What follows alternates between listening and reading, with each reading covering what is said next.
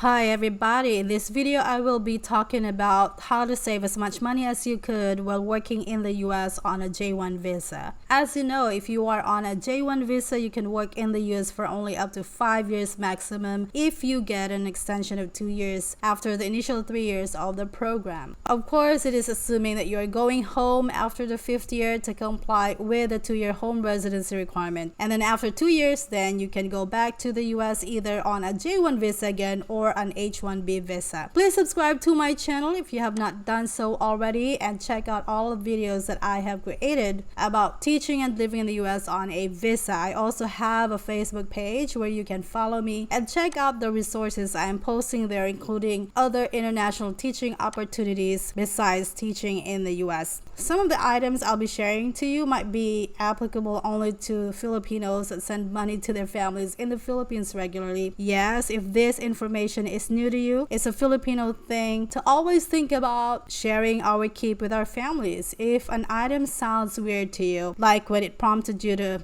ask yourself, is that a thing? Well, it must be one of those things that's for Filipinos only. So how can we make the most of our teaching stint in the US in terms of saving money for investments or retirement funds and whatnot? I learned from my own experience and I want to share them with you. Consider them, modify them as you see fit. I am not a financial expert, but I am somebody who's been there and done that. First, DIY with the application process. I always talk about this in my videos and posts on my Facebook page. Placement fees can range from $10,000 to $17,000, while facilitating agencies may charge at least $100 just to answer questions and give you information that you can access for free from my channel and page. Many Filipino applicants start working in the US with huge debts to pay, as the placement fee does not include other expenses such as airfare, the visa application itself for both J1 and J2, service fee,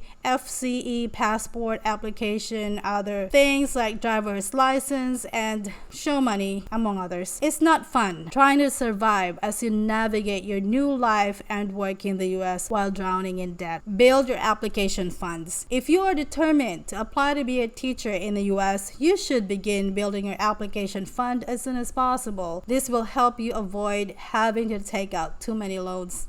Live below your means. This is a given. This means setting a budget and sticking to it. Track your expenses and see where you can cut back. Do not spend money that you have not received yet. Cook at home more often. Eating out is a major expense, so cooking at home can save you a lot of money. Take advantage of free activities and rewards from your credit card. Many cities offer a variety of free or low-cost activities. For suggestions, simply consult your local library, community center, or Parks and Recreation Department. They all have a website and they always post their activities there, especially holidays. Additionally, choose a credit card that offers rewards and allows you to accumulate points that can be redeemed for purchases. Having at least one credit card is necessary in the US. Read this article to get more information about choosing a credit card. Shop around for deals. It is prudent to compare prices and deals before making any major purchases, such as a car. Be wary of scams when buying used cars. Many foreign teachers have been duped into buying cheap used cars with very high maintenance costs or other hidden problems. It is therefore advisable to only purchase used cars from reputable dealerships. Read this article for more information and tips to avoid being scammed by car dealers. I am sure you have also heard about coupons, so make sure to use them too. And finally, be on the lookout for teachers who are ending their program, because most of them are giving away their furniture and other stuff, or if they're selling things, they are for very low prices. Get a roommate or a housemate. If you can find a roommate to share your living expenses with, this can save you a lot of money on rent, utilities, and groceries if you agree to share that too. But in my case and my housemate, our groceries were separate. Rent is going to be the biggest expense you will have while in the US. If you're working with a visa sponsor, you can connect with the other teachers who are assigned to the same district as you that are probably also looking for housemates. Make sure that you talk about the arrangements openly and clearly. Do not assume things, as this could be a headache in the end. Set financial goals. Having financial goals will help you stay motivated to save money. Even before you leave your country, think about what you want to accomplish financially in the 5 years that you'll be working in the US. It's important to have this conversation with your spouse if you are married, or with your parents and siblings if you are single. Letting your family know about your goals will help you focus on materializing these, and hopefully they will support you. As you set your goals, think about what will make your sacrifices working as a teacher in the US worth it. Apply the SMART method in goal setting. Make your goals specific, measurable, attainable, relevant, and time-bound. Write down your goals where you can see them often. If you don't write them down, you can easily forget them. You may ask yourself, do you want to purchase an insurance policy? This is something I highly recommend, by the way. It's important to protect yourself as an income earner. Do you want to finance the makeover of your parents' house or your own house? Do you want to rest and not work for a year when you go home to your country? Do you want to start an investment? Do you want to save for your retirement? Do you want to pursue graduate studies? Watch this video so that you would know what to expect in terms of expenses, and this will help you a lot in setting your financial goal. Automate your savings. One of the most efficient ways to save money is to automate your savings. This entails setting up a direct deposit from your paycheck into your savings account. You can inquire with your bank to see if they offer such services.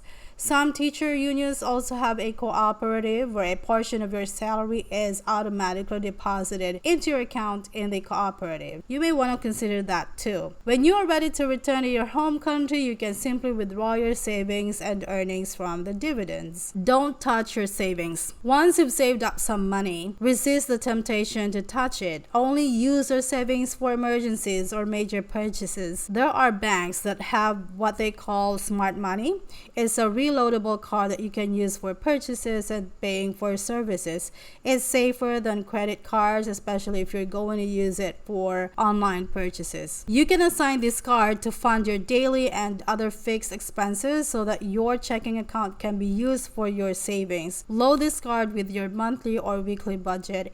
It will be easier to stick to your budget this way. Keep buying small, unimportant things and sending balikbayan boxes to the Philippines at a minimum. Small purchases will add up easily and you do not even need them. When you go on a trip, for instance, do not get too excited about buying souvenir items. Take photos and videos instead. I used to collect shot glasses every time I went on a trip. I don't even drink. Now I have so many that I do not know what to do with them. As for the balikbayan boxes, it is important to be chill on this. One balikbayan box will cost almost $100 to send it, and it will reach the Philippines after 3 months on average. You may not agree with me on this, but do not let your family or friends get used to receiving balikbayan boxes from you. Save it maybe for when it's time to go home after the program. Sign up for summer classes, tutoring, coaching, paid lunch or bus duties, and camps for extra income. Please keep in mind that these extra income sources should still be within the school district that hired you. It is a violation of your visa to have another employer. And finally, do not tell your family exactly how much you are earning. This is especially true if your family tends to feel entitled to your earnings, or that they're used to receiving a monthly portion of your salary, or because they need your financial support basically. I'm referring to your parents and siblings, because of course, it's different if it's your spouse who is left in your country, for instance. Not telling them exactly how much you're earning or that you have received a bonus or anything extra will allow you to save as much as you could while still sending them money as usual. Also, as friends and relatives learn about you working in the US, you will start receiving messages about them needing your help. If they ask to borrow a certain amount of money, especially when it's big, do not give them the entire amount that they are borrowing. You can send an amount that you are fine not getting back in case they do not pay you instead. This way, you're able to help, but then you have more likelihood of not losing a friend or a huge amount of unpaid loan from them. If anyone promised to pay but did not pay you, do not let them borrow from you again. Remember that it's your prerogative how to spend your money or where to put it. It is yours. You worked hard for it. You sacrificed a lot for it. As you build your funds, you will be more motivated, more empowered, and you will achieve the financial freedom you want for yourself and even for your family in the long run. So what happens with all of the savings you acquired? If you plan to return to the US after complying with the home residency requirement, you may keep your US bank account active. It will remain active as long as it has funds. You may also withdraw all your savings and close your US bank account. You do not have to go to the bank to formally close it. It will automatically close after a certain period if it has no funds. However, remember that you still have a tax refund to collect during the next tax season. If your US bank account is already closed, then you must find another way you can receive your tax refund. If you decide to withdraw all your savings, which means you will carry your cash with you, please keep in mind that the maximum amount of cash you can carry with you is 10,000 US dollars. It's per person. Any amount higher than that must be declared. Read more about the US Customs cash limit through the link below. You may also transfer your funds from your US bank account to your home country's bank account online. Think about these things. You can modify them, like I said, as you see fit, and again, in the end, you do you. I hope that this video gave you some useful ideas when it comes to saving money. Thank you for watching, and I will see you in my next one. Bye!